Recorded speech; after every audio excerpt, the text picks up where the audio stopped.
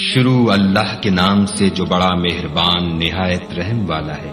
اے محمد صلی اللہ علیہ وآلہ وسلم، جو کپڑے میں لپٹ رہے ہو، رات کو قیام کیا کرو مگر تھوڑی سی رات، یعنی نصف رات یا اس سے کچھ کم یا کچھ زیادہ، اور قرآن کو ٹھہر ٹھہر کر پڑھا کرو۔ ہم عنقریب تم پر ایک بھاری فرمان نازل کریں گے۔ کچھ شک نہیں کہ رات کا اٹھنا نفس بہیمی کو سخت پامال کرتا ہے، اور اس وقت ذکر بھی خوب درست ہوتا ہے۔ دن کے وقت تو تمہیں اور بہت سے شغل ہوتے ہیں، تو اپنے پروردگار کے نام کا ذکر کرو اور ہر طرف سے بے تعلق ہو کر اسی کی طرف متوجہ ہو جاؤ۔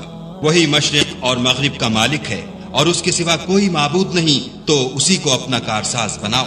اور جو دل آزار باتیں یہ لوگ کہتے ہیں ان کو سہتے رہو، اور اچھے طریق سے ان سے کنارہ کش رہو۔ اور مجھے ان جھٹلانے والوں سے جو دولت مند ہیں سمجھ لینے دو، اور ان کو تھوڑی سی مہلت دے دو۔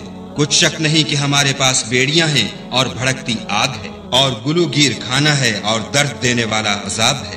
جس دن زمین اور پہاڑ کانپنے لگیں اور پہاڑ ایسے بھربھرے گویا ریت کے ٹیلے ہو جائیں۔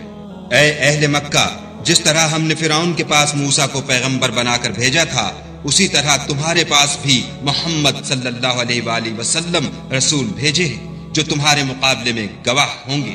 سو فرعون نے ہمارے پیغمبر کا کہا نہ مانا، تو ہم نے اس کو بڑے وبال میں پکڑ لیا۔ اگر تم بھی ان پیغمبر کو نہ مانو گے تو اس دن سے کیوں کر بچو گے جو بچوں کو بوڑھا کر دے گا، اور جس سے آسمان پھٹ جائے گا یہ اس کا وعدہ پورا ہو کر رہے گا۔ یہ قرآن تو نصیحت ہے، سو جو چاہے اپنے پروردگار تک پہنچنے کا راستہ اختیار کر لے۔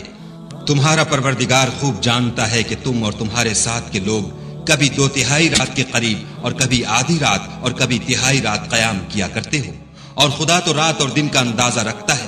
اس نے معلوم کیا کہ تم اس کو نبھا نہ سکو گے تو اس نے تم پر مہربانی کی، بس جتنا آسانی سے ہو سکے اتنا قرآن پڑھ لیا کرو۔ اس نے جانا کہ تم میں بعض بیمار بھی ہوتے ہیں، اور بعض خدا کے فضل یعنی معاش کی تلاش میں ملک میں سفر کرتے ہیں، اور بعض خدا کی راہ میں لڑتے ہیں، تو جتنا آسانی سے ہو سکے اتنا پڑھ لیا کرو، اور نماز پڑھتے رہو اور زکوٰۃ ادا کرتے رہو، اور خدا کو نیک اور خلوص نیت سے قرض دیتے رہو، اور جو عمل نیک تم اپنے لیے آگے بھیجو گے اس کو خدا کے ہاں بہتر اور صلے میں بزرگ تر پاؤ گے، اور خدا سے بخشش مانگتے رہو، بے شک خدا بخشنے والا مہربان ہے۔